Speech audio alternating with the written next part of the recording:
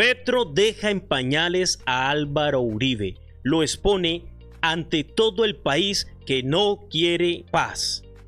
Muestra cómo los medios de desinformación han avanzado en una estrategia mediática en contra del gobierno del cambio. Noticias positivas del gobierno del cambio. Y hacemos un análisis bien estructurado sobre cómo va la seguridad en el país y cómo encontramos el país, con referente al último discurso de Álvaro Uribe. ¡Vamos con el intro! Hola, soy Dani. Bienvenidos. Me encuentras en las redes como @Dani_MT.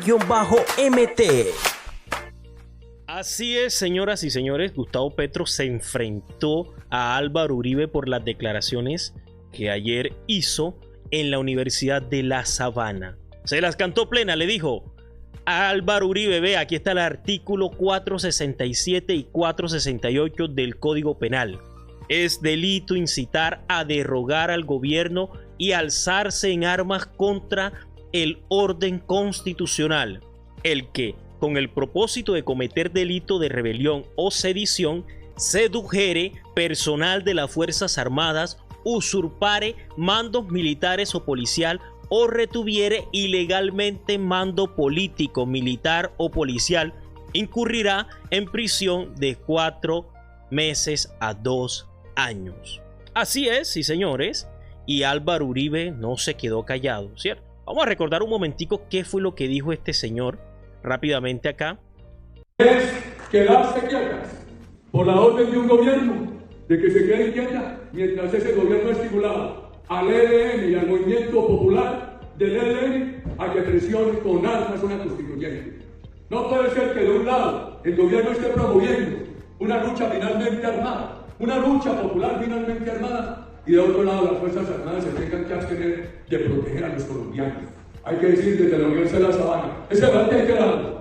La protección de los colombianos tiene que darse ante la violencia por parte de las instituciones, quiera o no el presidente de la República.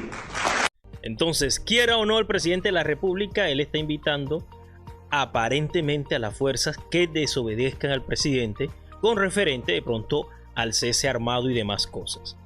Bueno, entonces por eso el presidente justamente le responde así con lo que acabamos de leer. O saca un momentico a lo que dice el Código Penal. Ese es el artículo 467 y el artículo 468, sedición, rebelión. Haciendo una investigación, creo que al presidente le faltó el artículo 472. Escríbanselo por ahí para que de pronto le llegue al presidente. Seducción, usurpación y retención ilegal de mando. Ojo, seducción. El que, con el propósito de cometer delitos de rebelión o sedición, sedujere personal de las Fuerzas Armadas, cuando él está invitando a que tomen ellos sus iniciativas, entre comillas, de defender a la población, que sí lo está haciendo el ejército está de pie, parado, más fuerte que nunca porque tienen las mejores condiciones que nunca en la vida habían tenido. Usurpare mando militar o policial o retuviere ilegalmente mando político, militar o policial, incurrirá en prisión de 16 a 36 meses. Entonces, no solamente fue el delito de lo que está haciendo Uribe, sería rebelión o sedición, sino también seducción. Su discurso se enmarca en una seducción para ir a un confrontamiento armado. Álvaro Uribe, el expresidente, le respondió. Vamos a ver aquí qué respondió. En este foro universitario, con respeto personal total, pero con claridad, referirme a esto. Hechos. Siento en todo el país una gran preocupación por la inseguridad. En el Caquetá dicen, el ejército debilitado, fortalecen guardias campesinas. En otra parte del país, el ejército debilitado, fortalecen guardias indígenas. Los comerciantes dicen, estamos en casi todo el país extorsionados. Los tenderos extorsionados, los finqueros extorsionados, los venteros ambulantes extorsionados. Y muchos se quejan. Llamamos al ejército a que nos apoye y el ejército dice, no nos dejan acudir a nada. Entonces, uno se pregunta. Esto es falso. Y esto va en el discurso de seducción. Es falso. Totalmente falso. Vamos a ir desglosando ahora, aparte de ese discurso inicial del señor Álvaro Uribe con la realidad que está viviendo el país. A este discurso el presidente no se le quedó callado y le respondió: el expresidente Uribe debería aprender a hablar de paz. Lo invito. Colombia lleva 2 siglos de guerras civiles y ya es bueno que sus dirigentes lleven al país hacia la ausencia de la guerra, hacia la paz. Hacer trizas la paz una y otra vez, como los pecaditos de Aureliano, solo nos lleva al abismo. Una Colombia en paz es una potencia mundial de la vida. Dios mío, ¿por qué es tan difícil hablar de paz para esta gente? ¿Por qué les queda tan complicado la paz? O sea, no lo entiendo. Pues entiéndalo usted y yo se lo hago entender. Yo sé que ese es el pensamiento de muchas personas, sobre todo los que hemos vivido el conflicto, que aunque hemos vivido el conflicto, aunque en mi caso yo fui desplazado por un frente guerrillero, el 35 de la FARC en los Montes de María, por ahí en un comentario una persona me trató de guerrillero, y no hay cosa que yo desprecie más que la violencia, justamente porque no quiero que se repita lo que yo viví en ninguna de mis generaciones venideras. Quiero paz. ¿Es mucho pedir paz? Quien quiere guerra es porque nunca la ha vivido, así de sencillo. Y vamos a desglosar ahora poco a poco ese discurso, pero antes vamos a escuchar la reacción que tuvo el senador del Pacto Histórico, David Racero, con referente a una discusión que se armó por este discurso de Álvaro Uribe. Vamos a escucharlo a ver qué dice. Cuando su jefe político Álvaro Uribe Vélez y el Centro Democrático ya están apelando y están hablando hasta de guerras civiles, haciendo que el mismo ejército levante sus armas contra el gobierno. Ustedes lo están diciendo. Representante Cristian Garcés, eso es peligrosísimo, gravísimo lo que usted está diciendo y que en este momento lo está justamente soportando y justificando. Es que eso es lo que le estoy diciendo. Una cosa es la lucha contra los grupos armados, que en esto tenemos todo el debate del mundo y podemos presentar todas las cifras. En este gobierno se han presentado más casos de incautación de drogas ilícitas que en los gobiernos anteriores, y eso sí no lo hablan ustedes. O en este gobierno sí se ha implementado una política de bienestar para la fuerza pública avanzada, de mayores alcances que lo que hizo Álvaro Uribe Vélez o lo que hizo el presidente Duque. Y pregúnteles a ellos internamente si no tienen mejores condiciones en términos de bienestar, mejores pagos, mejores condiciones laborales. Totalmente. Hoy el ejército está mejor pagado, hoy el ejército está en mejores condiciones de todo tipo. Está casi que se aprueba la mesada 14 para los pensionados militares que se la quitó Uribe, y demás beneficios. Se les subió el salario que reciben los que están prestando. Salario no, eso es una bonificación. La bonificación que reciben los prestantes del servicio se les subió casi al triple. No me venga a hablar ahora, Uribe Vélez, de querer a la fuerza pública cuando usted fue el primer maltratador de ella. Semana, Infobae y Pulso dirigen la guerra cognitiva contra el gobierno nacional. Su objetivo es volver al pasado a la sociedad colombiana. Una realidad, ¿cierto? Aquí está la orientación de los titulares de manera positiva, que está en verde, negativa, que está en rojo, y neutro, que está en gris. Y así es. Revista Semana de Vicky de Géneco es quien dirige una guerra mediática, cognitiva en contra del gobierno, del cambio, de la gente, de los nadie, de los comunes. Pero para eso estamos nosotros, los medios alternativos, fuerte de frente, informando con la verdad. Mi gente, importante, aquí el trabajo es, nosotros investigamos, hacemos este tipo de contenido y su trabajo es compartir en todas sus redes, Facebook, X, Instagram, donde pueda hacerlo. Copie el videíto, haga recortes de lo que más le gustó y compártalo. Compártalo en sus grupos de WhatsApp, de la familia, lo que sea, sin discutir. Solo deje ahí la semilla y vamos a ir informando con la verdad a un país que lo necesita, porque la oligarquía poderosa tiene coartada la información. Así de sencilla. Y para eso estamos nosotros, los alternativos, para hablar con la verdad. Esto es una muestra clarísima de cuál debemos nosotros estar informándonos. RTBC. Vamos a devolvernos un poquito acá y vamos a volver a escuchar para ir hablando. En este foro universitario, con respeto personal total, pero con claridad, referirme a esto. Hechos. Hechos. Siento Ojo. en todo el país una gran preocupación por la inseguridad.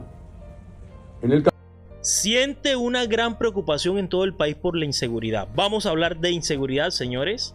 Vamos acá con referente a líderes y lideresas asesinados, defensores de derechos humanos que le han quitado la vida. Esto es entre el 7 de agosto de 2018 y el 1 de agosto de 2022. Vamos, afectación por departamento. Adivinen cuál es este departamento acá. Cauca. Es el departamento más afectado. Y esto se repite constantemente. Tumaco, Caloto, Santander de Quilichao, Tarazá, Toribío, Antioquia estaba desbordado con referente a la criminalidad y los golpes criminales como tal en el gobierno de Duque. Ahora no entiendo cómo quieren independizarse de Colombia porque Petro es presidente, tipo de cosas. Sectores afectados, indígenas, tanto que habla mal de los indígenas, son los que más golpean este tipo de violencia y situaciones. Sectores sociales agregados, es decir, que se sumaron durante este periodo del señor Duque, campesinos, indígenas, cívico urbano, afrodescendientes, sindicalistas, esto ha bajado muchísimo. Mineros, funcionarios 7. Firmantes que le han quitado la vida, ahí está. Subió significativamente cuando 2019-2020, después de que estos comenzaran a hacer triza la paz. Nuevamente nos hablan acá de mujeres. Vamos rapidito, afectación por departamento. ¿Cuál departamento es el más afectado? Vamos a crecer acá la gráfica, el Cauca. Le sigue Nariño. Ojo, repito, estamos hablando de lo transcurrido durante el gobierno de Duque. Ahora vamos a hacer una confrontación con el primer año de gobierno de Gustavo Petro. Entonces, seguimos. Putumayo, Meta, Antioquia, ahí, pegando muy cerquita, Caquetá, Valle del Cauca, por departamento con referente a asesinatos de líderes sociales. Municipios más afectados. Nuevamente, es como la misma gráfica. Tumaco, pero ya ahora por municipio, no por departamento. San José de Gualviare, Cali, lo que pasó en 2021 con referente a el estallido social. Masacres cometidas por año. Vamos a estudiar masacres cometidas por año, los 4 años del señor Duque. En 2018, 63, y aquí comenzó a aumentar. 2019, 204. Así de pacificado encontró el señor Duque el país. Ya eso lo hablamos. Por acá les voy a dejar el videito anterior, o pueden buscar el video anterior, donde expresábamos esto. 2019, 2020, en plena pandemia, se dispararon las masacres. 2021, 2022, y es porque solamente es hasta junio. Pero si se mantuviera esa cuenta, iba a llegar más o menos por el promedio a 418. Estuvo muy cerca, es más, que llegó el gobierno de Petro y esto bajó significativamente. Creo que subió solamente dos masacres más. Afectación por departamentos. De los departamentos más afectados con referente a masacres y víctimas, ¿cuál fue? Antioquia. ¿En el gobierno de quién? De Duque. No sé qué vienen a hablar ahora. Luego, ¿quién le sigue? El Cauca, Valle del Cauca, Nariño, Norte de Santander. Todos estos departamentos que estamos hablando y que está en discusión. Focos del conflicto. Al menos 53 estructuras hacen presencia en los 32 departamentos del país entre grupos residuales, estructuras narcoparamilitares y ELN. Otra vez la cifra, aquí está. 2018, actividades de grupos residuales EFAR. 2018. Relajado, esto es departamento y estos son municipios. 2019 disparado, 2020 súper disparado, y así ELN y los grupos narcoparamilitares, todo disparado en el gobierno de Duque. Población desplazada, que es algo que venía en una decadencia total, y con referente al desplazamiento interno, forzado interno, prácticamente volvieron a las cifras antes del proceso de paz con la FARC. Esto lo dice Indupaz. Vamos a volver otra vez a Uribe. Entonces, ¿qué tan real es lo que está diciendo Uribe? Otra vez, una y otra vez. En este plano universitario, con respeto personal total, pero con claridad, referirme a esto. Hechos. Hechos. Siento en todo el país una gran preocupación por la inseguridad. Sienten todo, él es omnipresente. Uribe es omnipresente, él está en todo el país y siente en todo el país una gran preocupación. Ojo, acabamos de ver las cifras de Duque, ahora la vamos a confrontar con el primer año de Petro. En el Caquetá dicen, el ejército debilitado, fortalecen guardias campesinas. En otra parte del país, el ejército debilitado, fortalecen guardias indígenas. Los comerciantes dicen, estamos en casi todo el país extorsionados. Los tenderos extorsionados, los finqueros extorsionados, los venteros... ¿Cómo le fue al señor Petro con referente a esto? Esta es una comparación del primer año de Petro frente al último año de Duque. Ojo con esto. Ellos toman las fechas que van desde el agosto de 2021 hasta hasta junio de 2022. Y comienza agosto de 2022, que eso no debería verse de esa manera, porque apenas el gobierno está llegando y eso no va a cambiar con el cambio de gobierno, sino, nuevamente repito, con cuestión de tiempo. Entonces tenemos desde agosto de 2022 hasta junio de 2023. Prácticamente vamos a coger 1, 2, 3, 4, 5 meses de este informe y prácticamente 6 meses donde el gobierno estaba instalándose. No vamos a ver grandes cambios. Aún así, hubo cambios. Ya vamos a ver. Homicidios de civiles con el señor Duque, 12.167, pero con Petro disminuyó. Masacres, ahí sí aumentaron en 2 masacres. Nuevamente repito, desde agosto de 2022 a julio de 2023. La misma fecha, pero con Duque de 2021 a 2022. Secuestro aumentó considerablemente, sí señor. Vea, pasaron de 142 en este periodo, pero si usted le suma estos primeros 6 meses, esta cifra es superior. Aquí está 285. Primer año de gobierno de Petro. Los asesinatos a líderes y firmantes pasaron de 196 con Duque a 184. Bajaron solamente con la presencia de Petro. Víctima de desplazamiento y confinamiento. Eso fue por el cielo, ¿cierto? Con referente a Duque. Estos son víctimas de desplazamiento, víctimas de confinamiento. Enorme, 2022. Esto estaba salido de control para los primeros meses del año. Con Gustavo Petro bajó significativamente ambas cifras. El desplazamiento casi en 6.000 y el confinamiento casi en 6.000, casi en 60.000, perdón. Bajó la erradicación de coca. Esto es claro, esto es una batallita, un caballo de batalla de Cabal y de su gente, porque Petro no le está apostando a la erradicación manual. Eso no ha dado resultado y ya sabemos que el gobierno de Estados Unidos por su implementación lo saludó y le dio felicitaciones a Gustavo Petro porque cambió la forma de enfrentarse al narcotráfico y está dando resultados positivos. Toneladas incautadas de cocaína. Solamente estaba iniciando el gobierno de Petro y vea, se acercaba a todo un año de finalización se suponía ya de estructuración de organización de Duque. Muy cercana a las cifras. Y enfrentamiento de grupos armados. Vean esto. Solamente con la llegada de Petro bajaron casi en 100 los enfrentamientos de esos grupos armados con la fuerza pública. Uniformados dados de baja. Esto es una noticia triste. En el gobierno de Duque se dispararon el asesinato de policías y militares.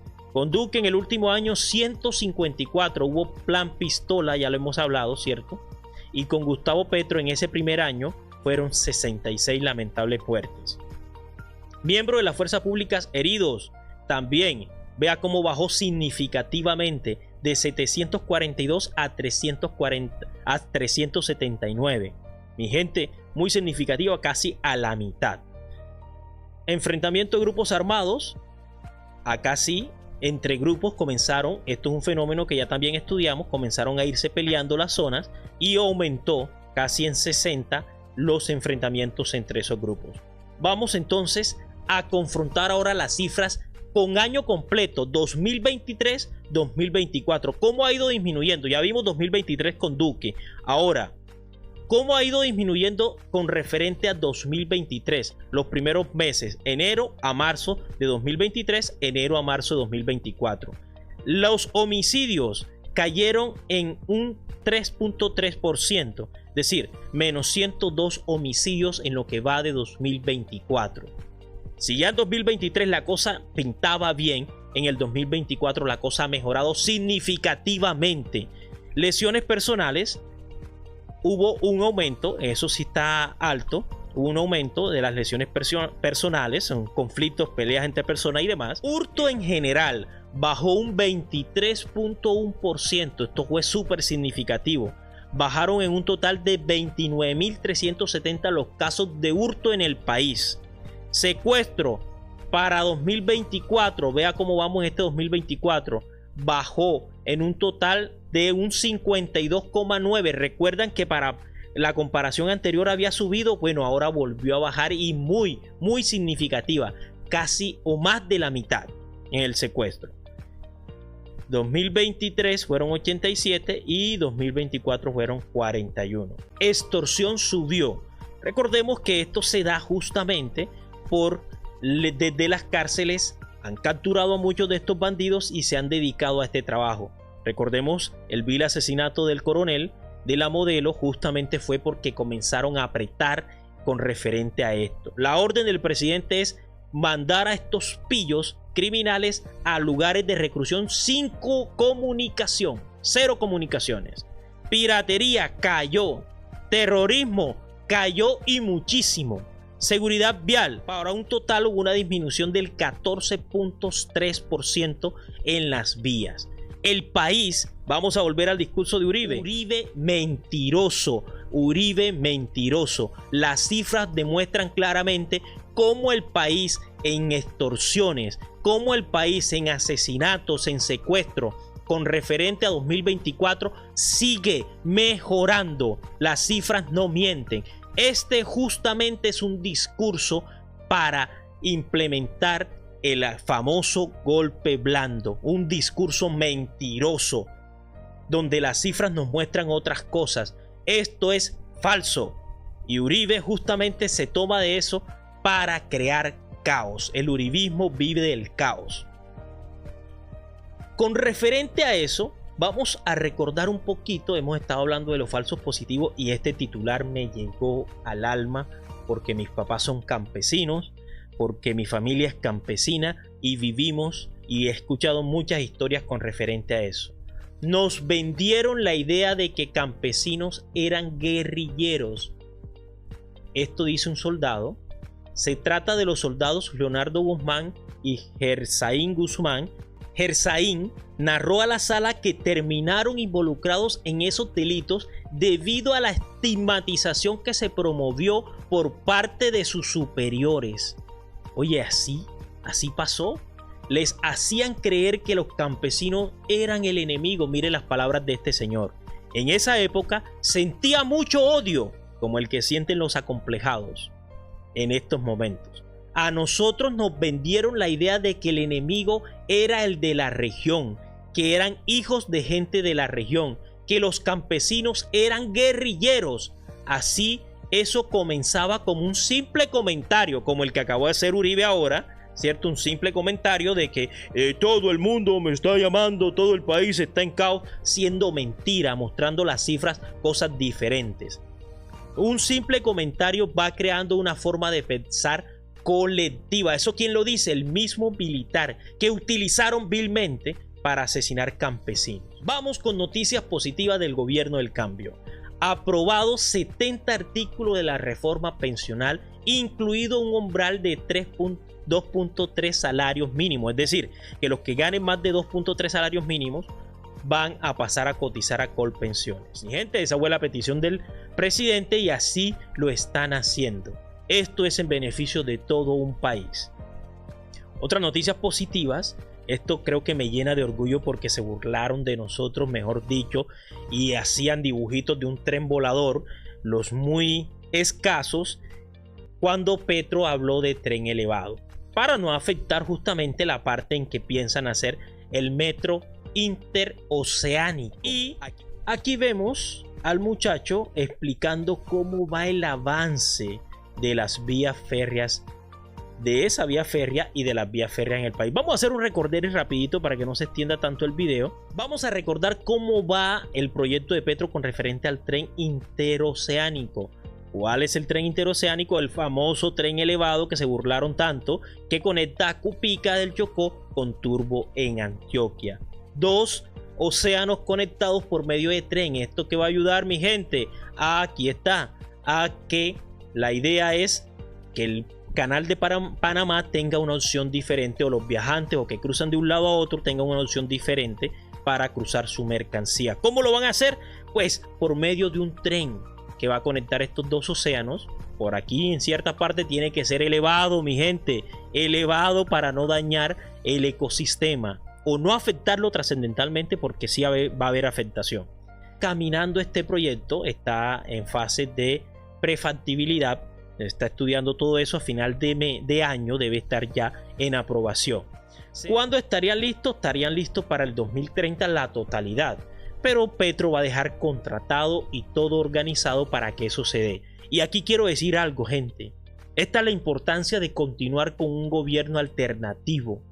Que la derecha criminal, esa que ha engañado y que ha empobrecido este país desde distintos ámbitos, no vuelva al poder. Porque proyectos como estos se caen. Recuerda que el negocio de ellos son los peajes y el negocio de ellos son las carreteras, porque ahí se pueden robar todo lo que quieran. Es así, un proyecto que va hasta 2030. Tenemos que seguir con gobiernos alternativos que le apuesten a este tipo de comunicación, de tren, de transporte, de carga y de pasajero. Todo esto bajaría de precio. ¿Quién es el beneficiado final, mi gente? Nosotros, los consumidores. Vamos a terminar aquí para que no se nos extienda un poquito más el video. Darles las gracias a ustedes por todo.